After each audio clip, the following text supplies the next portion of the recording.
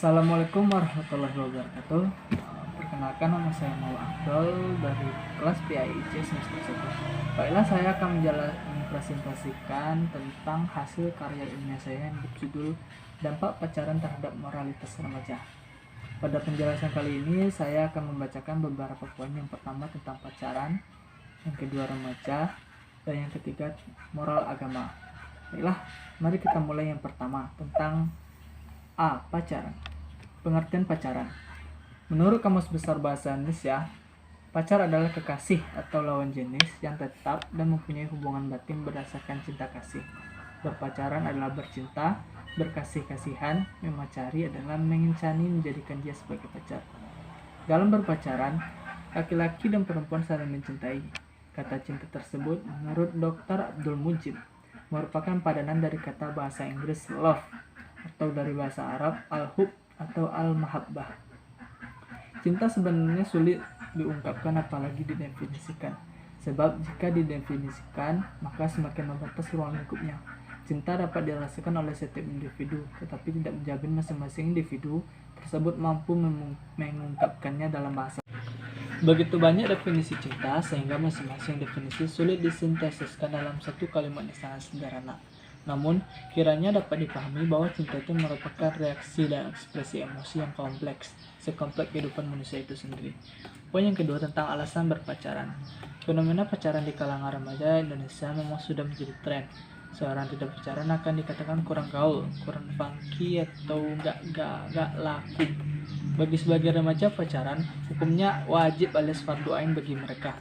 Umumnya, para remaja berpacaran karena tidak ingin dikatakan oleh temannya sebagai orang tidak laku, dan terus dikatakan bahwa nggak gaul kalau belum pacaran. Biasanya nggak mau kalau terus dikatakan sebagai jomblo. Bagi remaja, jomblo adalah sebagai kutukan yang harus dihilangkan. Sebenarnya, lajang bukanlah sebagai sesuatu yang harus dibenci oleh kalangan remaja. Poin yang ketiga tentang pacaran menurut pandangan Islam. Agama manapun melarang hubungan seks yang dilakukan bukan suami istri. Otomatis, remaja yang melakukannya akan dikejar rasa berdosa. Kedua, ini melanggar norma masyarakat umumnya sampai sekarang tetap menganggap kegadisan itu perlu dipertahankan sampai malam pengantin tiba. Artinya, gadis yang kehilangan keperawanan sebelum itu dianggap tidak suci lagi.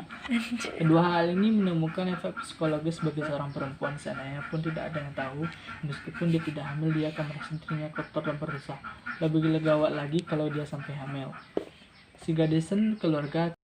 Untuk itu, dalam menghadapi semua ini, hendaklah pergaulan itu didasari oleh sikap saling hormat menghormati antara laki-laki dan perempuan.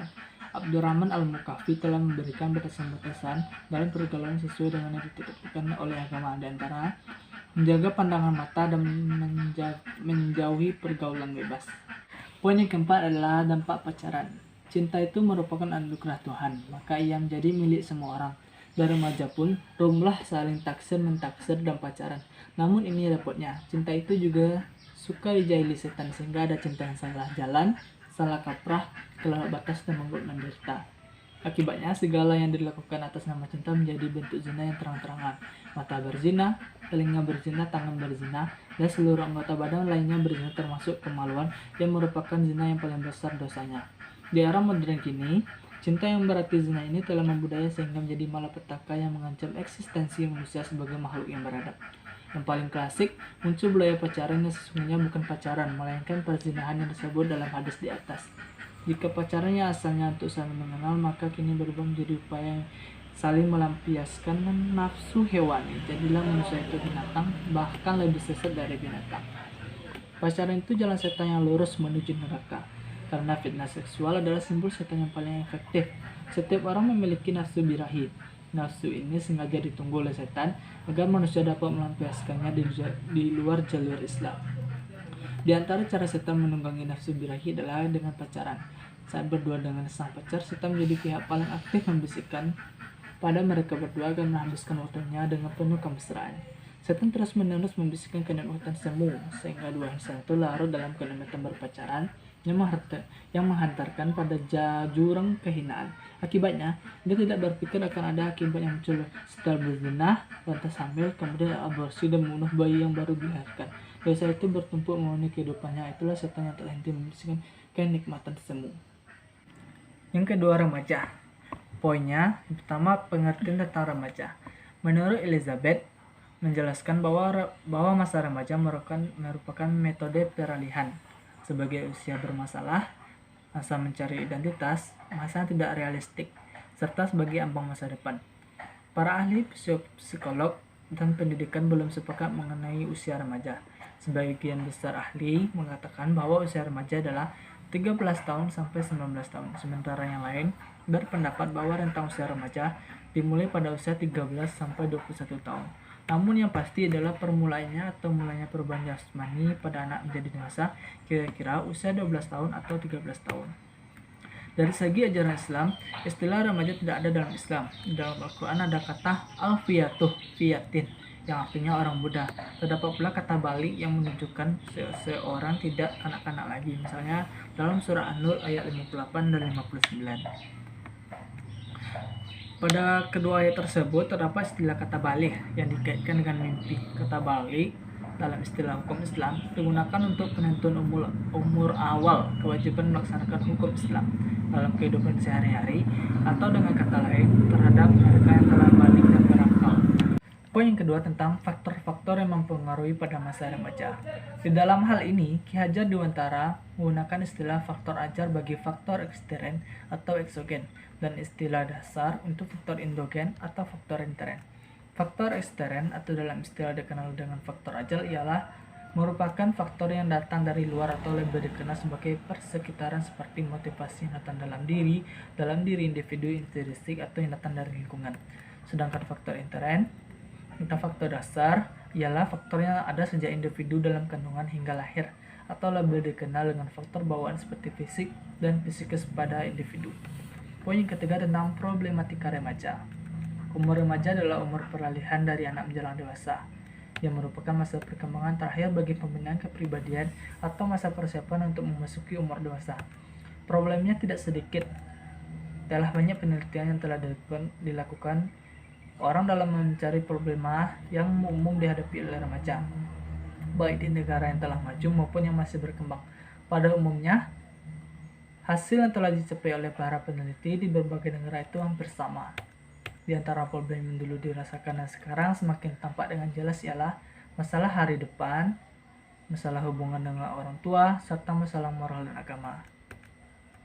Menurut Zakiyat Darajat, pembinaan nilai moral di Indonesia secara singkat dapat dibagi bahwa problem yang bisa dihadapi oleh para remaja antara lain: pertama, pertumbuhan jasmani dengan cepat, pertumbuhan emosi, pertumbuhan mental, pertumbuhan pribadi dan sosial. Yang ketiga tentang moral agama. Poinnya, pengertian moral agama. Moral dari segi bahasa berasal dari bahasa Latin, moris, yaitu jamak dari kata mos yang berarti ada kebiasaan. Dalam Kamus Umum Bahasa Indonesia dikatakan bahwa moral adalah penentuan baik-baik terhadap perbuatan atau kelakuan. Menurut Charles, moral menjadikan arti akhlak, tingkah laku yang susila, ciri-ciri khas seseorang atau sekelompok orang yang berperilaku pantas dan baik, dan hukum atau adat istiadat yang mengatur tingkah laku.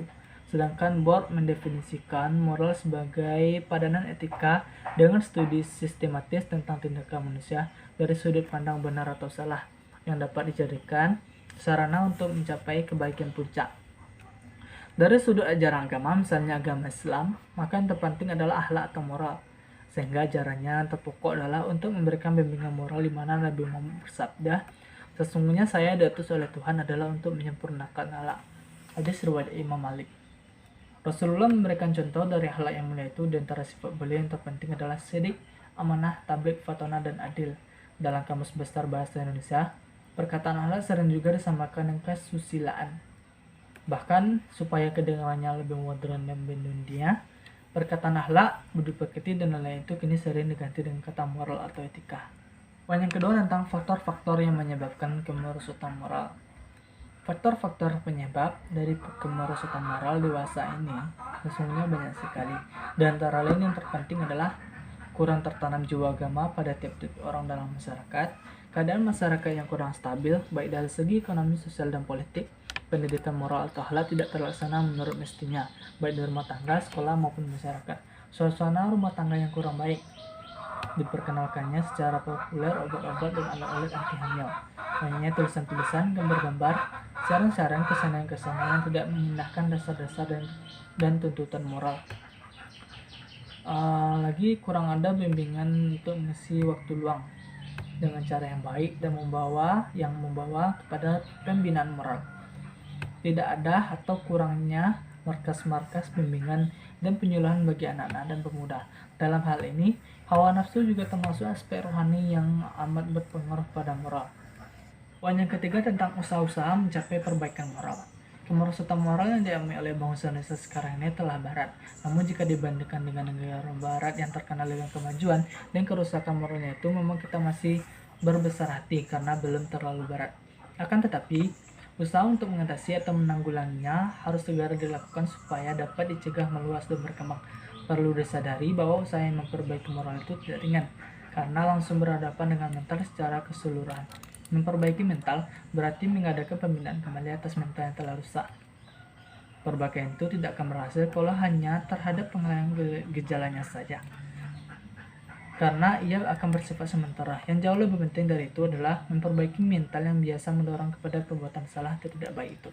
Mengingat besar dan hebatnya bahaya kerusakan moral jika terjadi di kalangan atas, pemimpin dan penguasa, maka penanggulangannya dekadensi moral dewasa ini harus dilaksanakan dengan sungguh-sungguh oleh pemerintah, pemimpin, pemuka masyarakat, pendidik, dan alim ulama bersama-sama.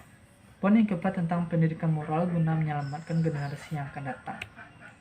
Telah disadari betapa pentingnya pendidikan moral bagi anak-anak, dan betapa pula besarnya bahaya yang terjadi akibat kurangnya moral itu, serta telah diketahui pula faktor yang menimbulkan kemerosotan moral di tanah air belakangan ini.